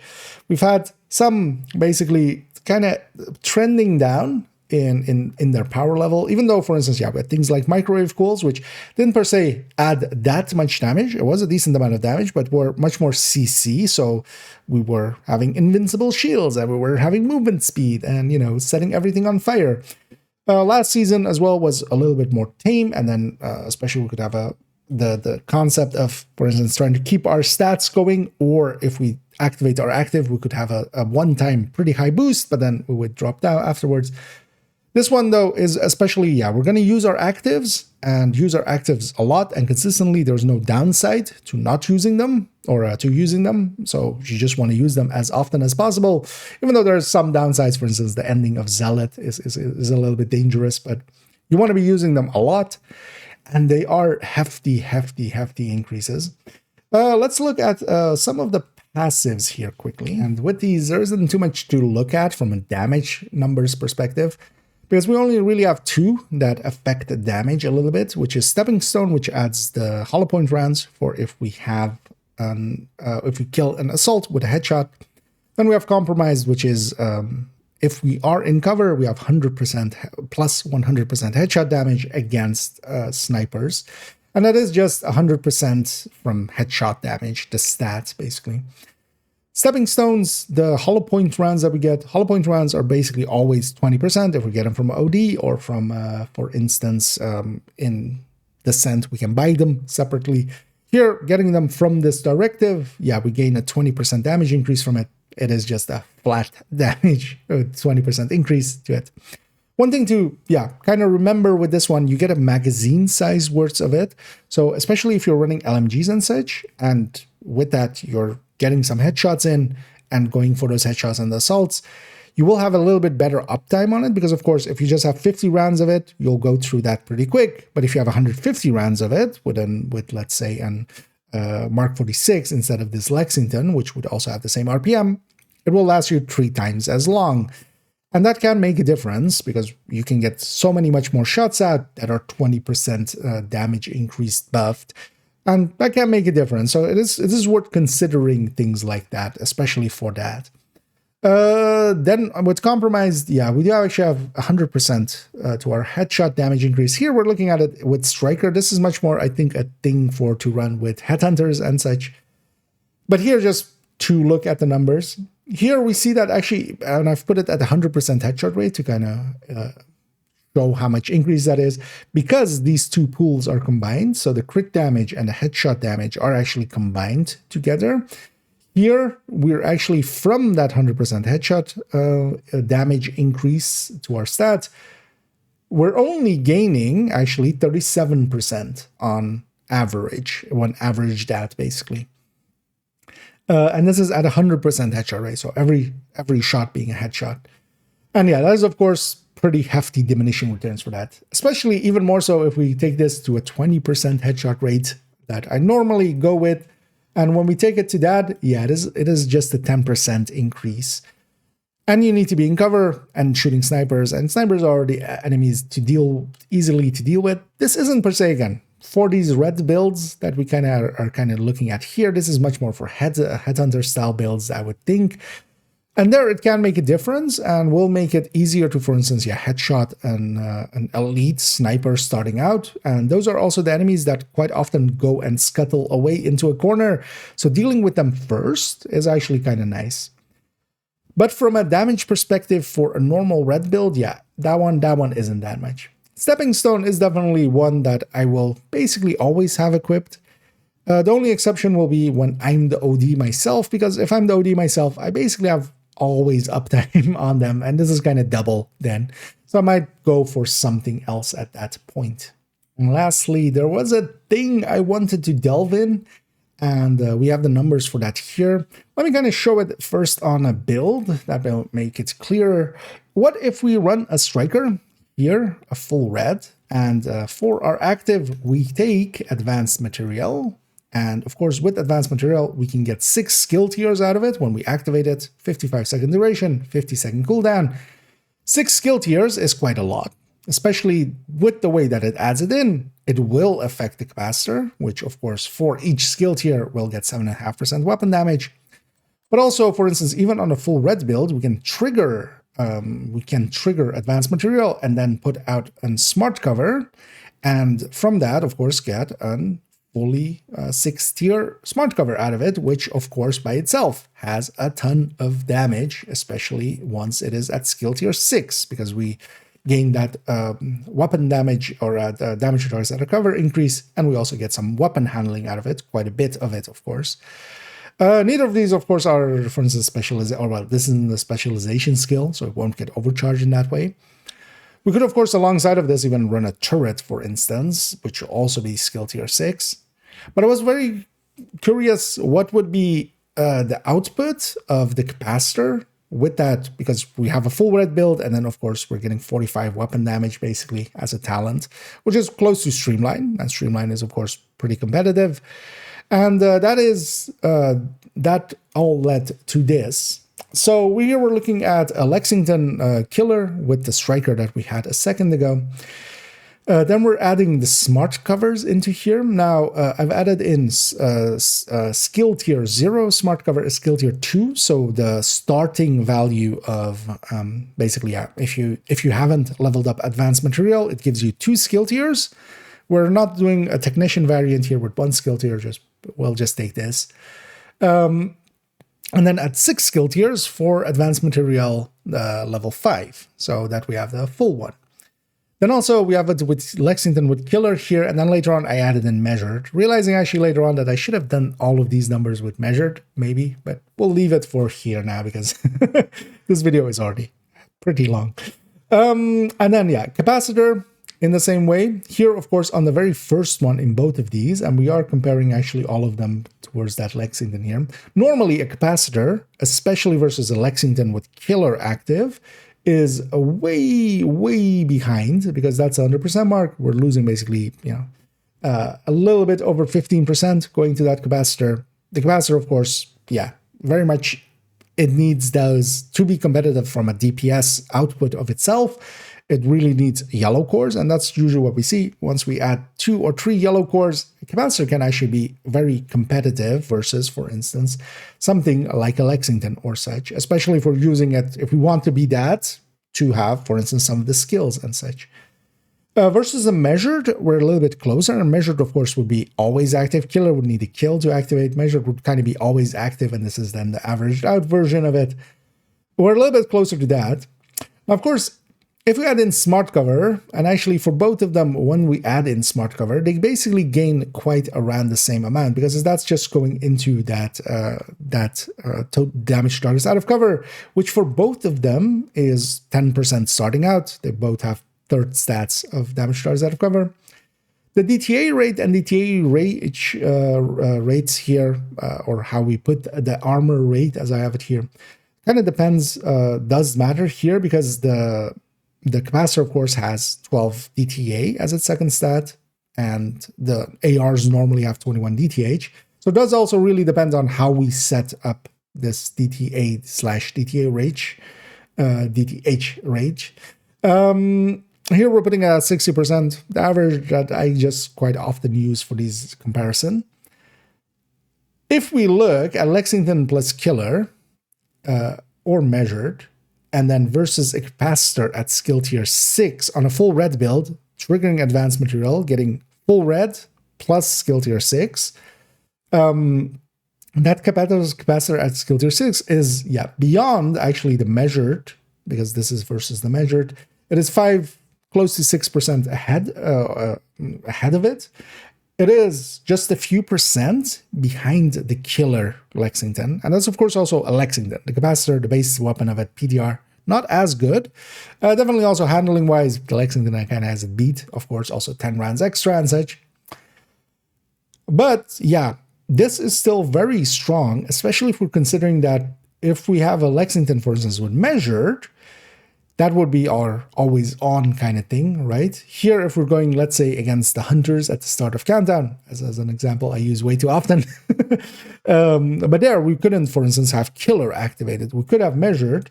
This, if we trigger Advanced Material, the capacitor is actually ahead. Now, one of the downsides is the cooldown of this is actually too long for the first Hunter in Countdown. So it is actually kind of a moot point. But yeah, we can get a lot of damage out of it. Plus, of course, we can get skill damage alongside out of it. And if we go with a turret instead of a hive, for instance, we can actually output a lot of damage alongside of it. If we go, for instance, if we compare just these two and then just have a full red build, but still have a skill tier 6 turret and drone, plus the skill damage from the capacitor on top, all of that together can make actually a pretty hefty increase here, of course. If we look at it with smart cover on, and actually that's the thing, I would lean much more towards just going Lexington if you're much more just wanting to have that smart cover there. Smart cover, just gaining that skill tier 6, we're going from basically the 100% being just Lexington with Killer active, here with Killer active, and then the smart cover on top at skill tier 6. Yeah, that is close to a 40% damage increase. Plus, it is, because we're gaining weapon handling out of it, is also a much more significant sustained DPS increase. And of course, we're a laser beam at this point, as we have a ton of weapon handling. Smart cover together with advanced material is basically its own active. Yeah, as we saw, advanced material can actually be very, very powerful together with a specialization weapon, but also it can be very, very powerful with just the skill tiers that it provides. And of course, as we saw, for instance, with the striker shield, it can be very strong that way, with an invincible shield that is giving us a pretty hefty damage bonus. Here with the smart cover though, yeah, this is also a hefty damage increase, plus it is group wide. If one person in a group is running advanced material and they put out a precision sticky, they can help out the team a lot. Also, it should not be forgotten that, yeah, we could also have the fortified sticky smart cover. And with the fortified one, we're gaining quite a lot of bonus armor at skill tier 6. Skill tiers are by themselves really powerful, as a lot of people realized with several previous incursion or versions of the incarnations of the modifiers, where they had some skill tiers in them. Here we're getting 6 out of it. On demand, we just trigger it. We have 6 skill tiers for 55 seconds and then a 50-second cooldown. This is very, very strong. In the end, yeah, if we trigger it, we can go with capacitor. And that's also then kind of the setup that I have here. Basically, when I trigger advanced materiel, before that, I'll just run the FAMAS here or Lexington, because also keep in mind, that was a Lexington, which is a percentage point and a half ahead of the FAMAS. If we don't have a Lexington, this is actually one of the top ways to run, for instance, Striker for a little bit. You are still tied to the cooldown of advanced material a little bit, but yeah, that's manageable quite often, because especially at the start of it, you'll kill stuff. This as well, they would not need to trigger any talent or such, and yeah, that can be very, very, very strong. Just as an idea and a way to run some of these modifiers as well. Lastly here, even though this video is going quite long, I want to take a minute here and explain some of the quick ways of getting some of the journey steps, as a bunch of people have been struggling with some parts of it by not understanding it rightly. But also I've learned a few things just to share, and also some quick ways of especially getting Journey 2 done. You're starting out with kill to assault hostiles with headshots using only 1 magazine, with a hotshot build, and especially a weapon that has maybe more than 10 rounds preferably. Hotshot will reload the magazine over and over for you, and of course, if you're running determined with it, you'll get headshots, and that basically turns this into running into 50 assaults and not reloading along the way ever, letting hotshot do the reloading for you, and you'll get the headshots on them, of course, through determined, and they'll be very easy to pick off.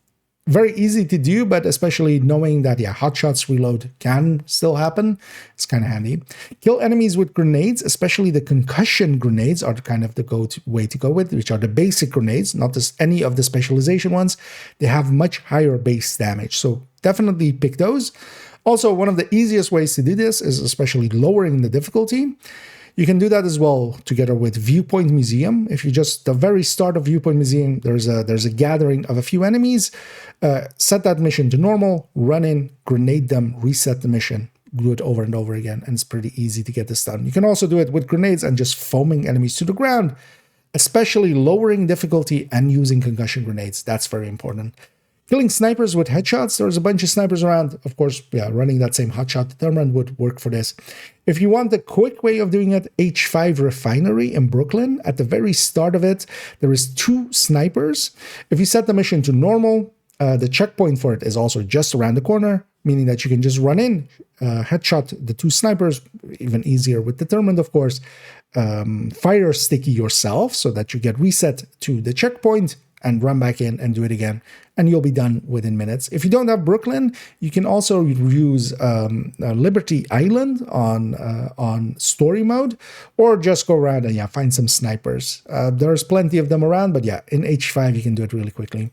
Break all armor pieces on a tank. This is kind of similar to that Basilisk field recon for one of the specializations. Here though, we don't need it to be a named or such.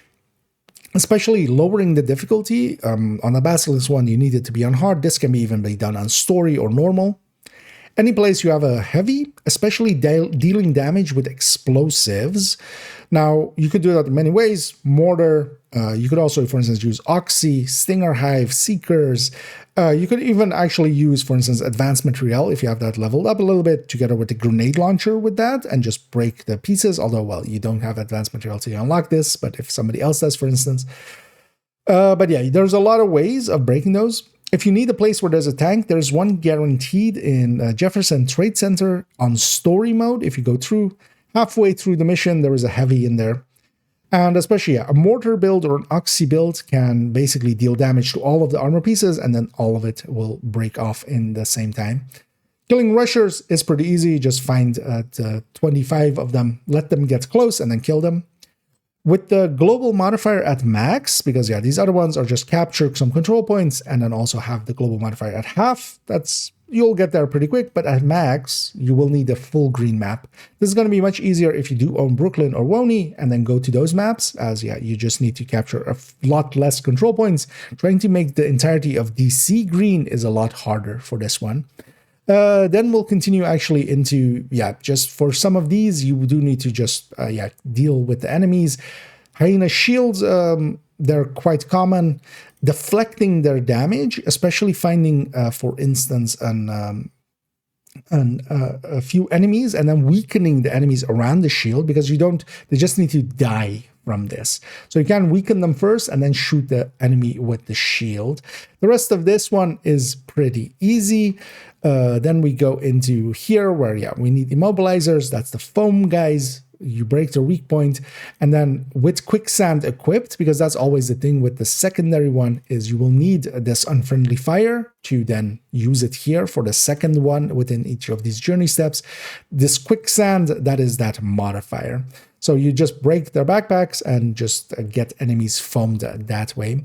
You can even shoot dead ones on the ground. That even works both for quicksand and also for scorched earth. With Scorched Earth, also consider using a Demolisher Firefly to get these backpacks, to guarantee getting these backpacks, basically.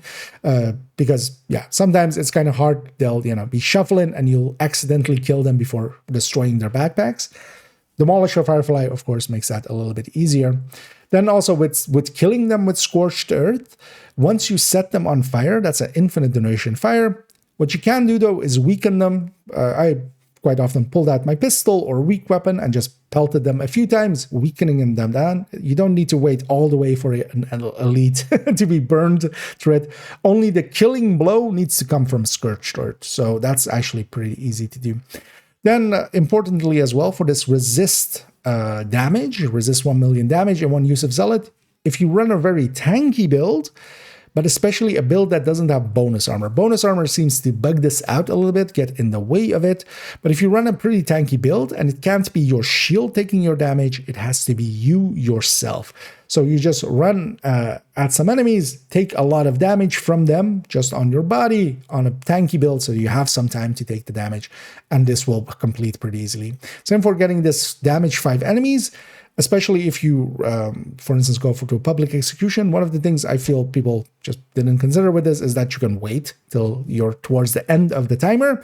Just be close by, and then just at the last few seconds, run at the enemy. Be basically like the like the rushers from Outcast. Last second, run into the middle of them. Let that explosion happen. You will need 5 enemies or more. So this, in some missions, there'll be some places, but especially public executions, have more than 5 enemies around.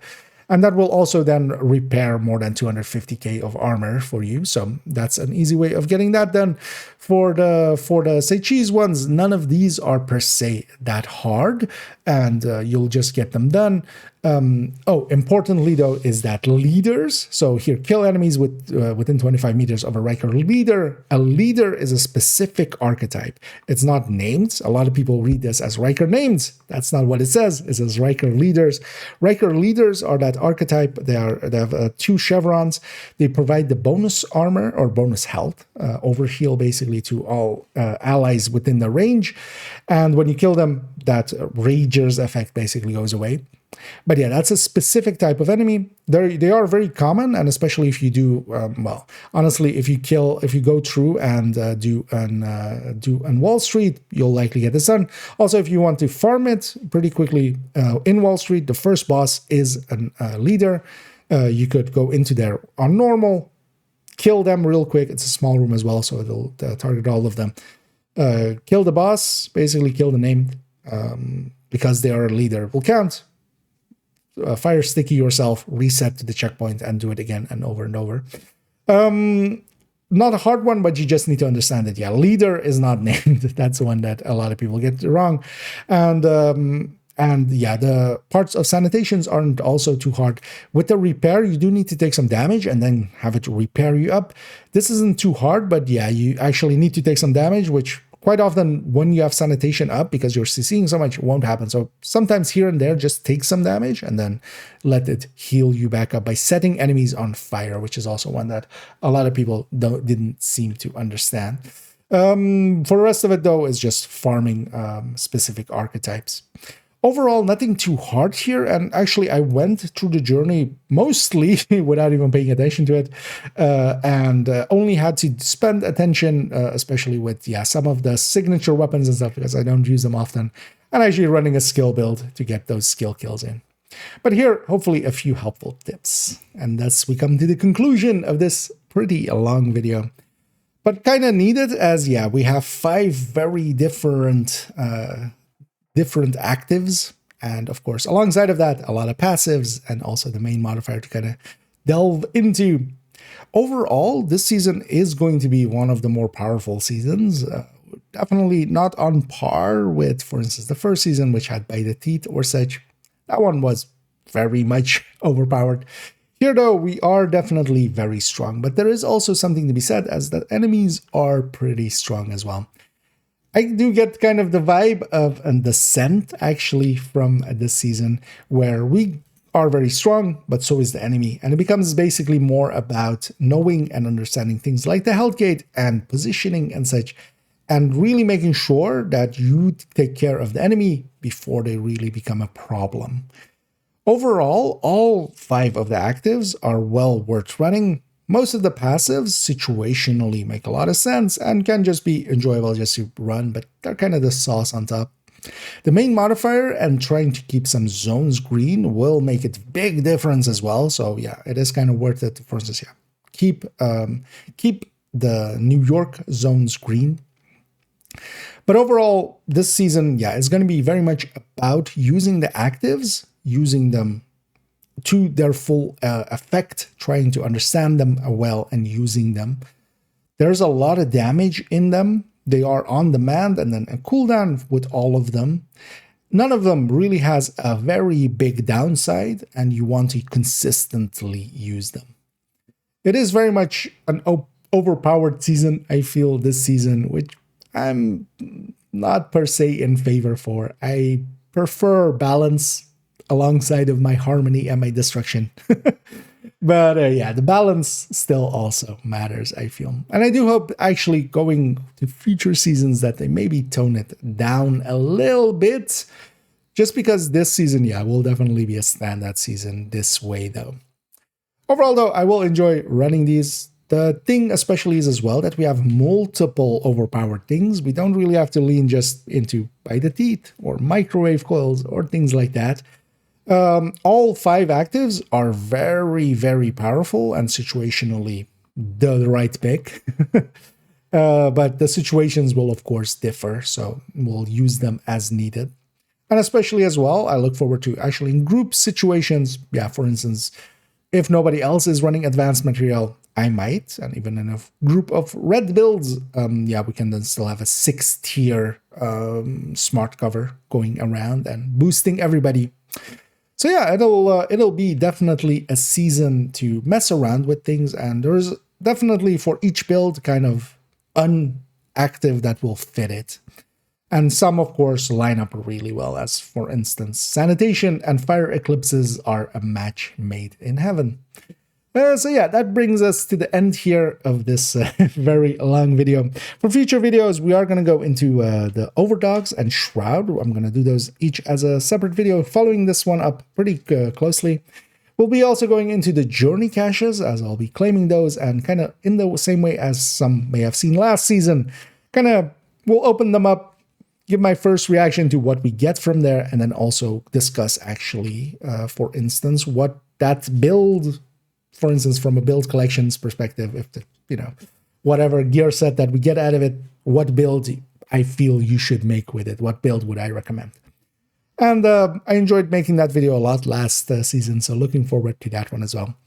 And that'll be as well leading then into an only tips version of this, because this one's a very long one. We can definitely do a shorter one, but this one's kind of needed to put the foundation out there, and then we can build on it. And of course, as well, Tempest will become available next week, even though it was already, and I already have one, but next week with the Summit Floor 100, it'll become available.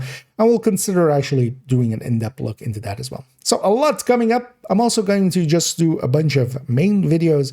I'll halt the production of shorts for a few or a week or two, just so we can pump out a few videos here in a row, because yeah, there's a lot to cover.